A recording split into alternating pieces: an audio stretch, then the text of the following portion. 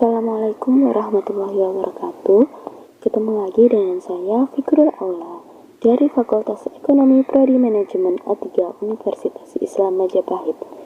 Di sini saya akan menjelaskan mengenai hubungan ekonomi dan hukum dalam Islam. Yang pertama yaitu hubungan ekonomi dan hukum. Hukum merupakan ikatan kehidupan sosial atau kepastian hidup. Hukum ini mengatur berbagai aspek kehidupan. Hukum juga mengatur dan membatasi kegiatan. Jadi, kita manusia itu ada yang namanya peraturan. Nah, peraturan ini membantu kita agar kita tidak berjalan sesuai kemauan kita sendiri, jadi tidak semena-mena. Jika kita melanggarnya, pasti ada hukuman itu. Kemudian, ekonomi berisi mengenai hak dan juga kewajiban. Jadi, untuk hukum ekonomi yaitu kaidah hukum di bidang perekonomian. Di dalam analisis ekonomi ini terdapat nilai, kegunaan, dan juga efisiensi. Jadi, hukum itu mempengaruhi ekonomi gitu. Selanjutnya yaitu ekonomi berbasis syariah. Di sini ada kemaslahatan sebagai tujuan. Kemaslahatan di sini artinya kepentingan atau kebaikan. Jadi ada kemaslahatan duniawi dan juga kemaslahatan ukhrawi. Kemaslahatan ukhrawi itu artinya kepentingan atau kebaikan di akhirat. Selanjutnya yaitu konsep kepemilikan dan penggunaan sumber daya alam. Ini di dalamnya yaitu ada amanah Allah yang digunakan untuk kemaslahatan, hak, dan juga kewajiban. Selanjutnya yaitu hukum konsep kesejahteraan. Di sini ada 3 aspek. Yang pertama yaitu tauhid Allah. Ya, berarti ini pengetahuan tentang Allah gitu. Kemudian yang kedua yaitu khilafah, yang berarti amanah. Kemudian ada adalah, yakni berarti keadilan. Syariah sebagai nama, di sini ada 2 aspek. Syariah berarti keseluruhan peraturan yang ditetapkan atau diwahyukan oleh Allah kepada Nabi Muhammad SAW untuk manusia. Ya, di sini ada falah, berarti falah berasal dari kata bahasa Arab, kata kerja aflaha yuflihu yang berarti kesuksesan, kemuliaan, dan kemenangan. Untuk arti literalnya, kemuliaan dan kemenangan ini berarti kemuliaan dan kemenangan dalam hidup. Kemudian hayatabiyah ini berarti kehidupan yang baik gitu, atau kehidupan yang baik di dunia dan di akhirat yang kita peroleh sebagai manusia dengan mengerjakan amal saleh yang disertai dengan keimanan gitu. Tujuan syariah di sini terpelihara di sini ada agama, jiwa, akal, keturunan, dan juga harta. Sistem ekonomi syariah yaitu menjaga keseimbangan ekonomi, kemudian realisasi sumber daya, efisiensi, dan keadilan. Menjaga keseimbangan ekonomi gimana sih agar ekonomi itu tetap stabil gitu. Kemudian reformasi sistem hukum dan ekonomi. Di sini ada kepemilikan mutlak, ada kepemilikan nisbi. Kepemilikan nisbi itu ihraj al-mubahat, tahaluf akad. Di sini artinya kontrak gitu. Selanjutnya yaitu ada sistematika hukum Islam. Nah, di dalam Islam itu ada yang namanya akidah, syariah, dan akhlak. Akidah itu apa sih?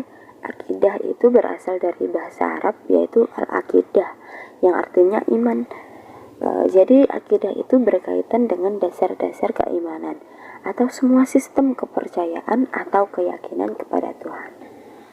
Yang kedua yaitu syariah. Syariah tadi sudah saya jelaskan, yaitu ketentuan yang ditetapkan oleh Allah yang disampaikan kepada Rasulnya, yakni berisi peraturan semua aspek kehidupan manusia. Yang ketiga yaitu ada akhlak. Akhlak ini berhubungan dengan tingkah laku seseorang yang didorong oleh suatu keinginan untuk melakukan perbuatan. Di sini akhlak dibagi menjadi dua, ada akhlak baik dan juga akhlak buruk. Akhlak berasal dari bentuk jamak kata khuluq ya, dari bahasa Arab itu ya, yang berarti perangai, tingkah laku atau tabiat. Nah, syariah ini dibagi menjadi tiga, yaitu ada syariah ini ada fikih. Kemudian fikih ini dibagi menjadi dua, yaitu ibadah dan muamalah. Fikih artinya menurut etimologi ya, pemahaman atau paham yang mendalam. Kemudian kalau menurut terminologi yaitu tentang hukum-hukum syara yang berhubungan dengan perbuatan manusia yang diambil atau digali dari dalil-dalilnya yang tafsili atau yang diyakini. Di fikih ini dibagi menjadi dua, yaitu ibadah dan muamalah. Ibadah tadi berisi aturan pola hubungan manusia dengan Tuhan. Kemudian kalau muamalah itu artinya semua hubungan manusia dalam interaksi sosial sesuai syariat, karena manusia merupakan makhluk sosial yang tidak dapat hidup sendiri ya. Kemudian selanjutnya yaitu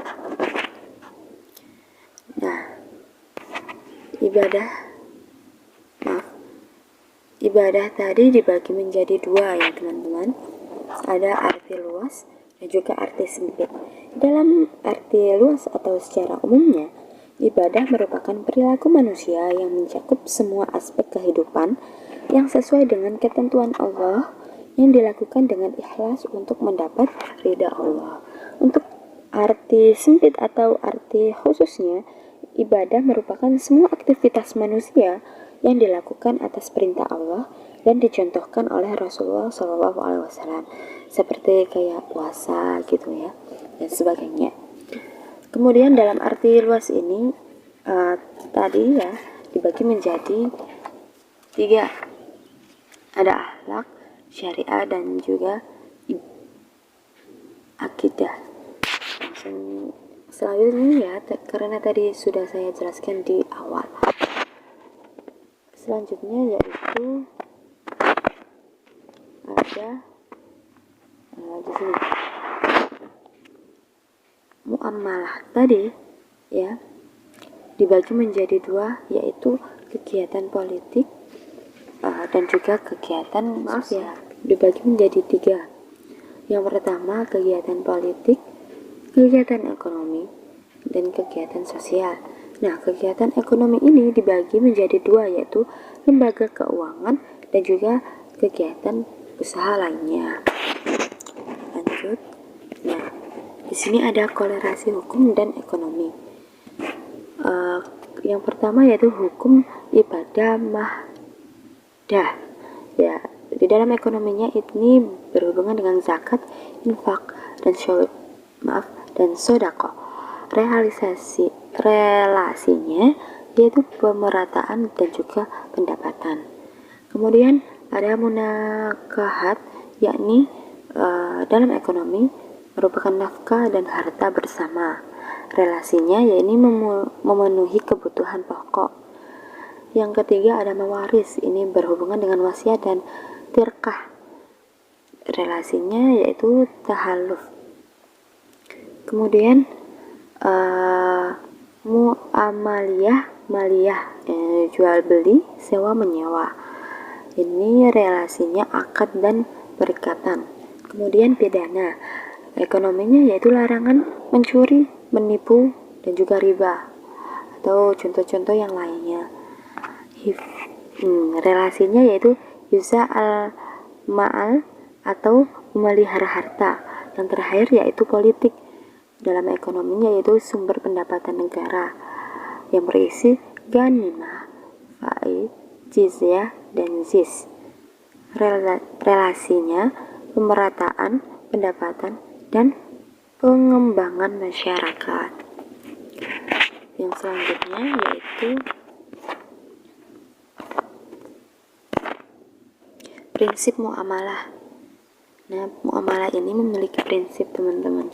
Yang pertama yaitu pada dasarnya segala bentuk muamalah adalah boleh kecuali yang dilarang oleh nas. Nah, nas itu apa sih? Nas itu munculnya segala sesuatu yang tampak gitu. Yang pertama yaitu menetapkan kebenaran. Jadi tidak perlu mencari dasar hukum syar'i. Yang kedua, nas tidak dimasukkan sebagai pembatasan. Jadi tidak nas ini tidak termasuk sebagai pembatas atau halangan gitu. Yang ketiga, menciptakan bentuk muamalah baru, artinya tidak perlu mencari kias dan nas. Kemudian menetapkan kebolehan. Jadi menetapkan kebolehan di sini itu tidak perlu menganalogkan atau mentahrij hasil ijtihad para ulama. Yang terakhir yaitu tidak melanggar nas yang mengharamkan. Untuk prinsip muamalah yang kedua yaitu muamalah dilakukan atas pertimbangan masalah. Jadi muamalah itu kita lakukan ketika kita sudah mempertimbangkan sebuah masalah. Yang ketiga yaitu muamalah dilakukan untuk memelihara nilai keadilan. Jadi muamalah itu juga dilaksanakan atau dilakukan itu juga untuk memelihara nilai keadilan. Nah, cukup segitu ya teman-teman yang bisa saya jelaskan. Misal ada kesalahan, banyak sih ya kesalahan atau kekurangan, mohon dimaklum dan dimaafkan. Untuk pertanyaan atau kurang jelasnya kalian bisa tanyakan di kolom komentar atau kalian bisa cari sendiri di Google atau tanya kepada guru kalian apabila kalian tidak yakin dengan saya. Cukup sekian. Terima kasih. Syukron. Wassalamualaikum warahmatullahi wabarakatuh.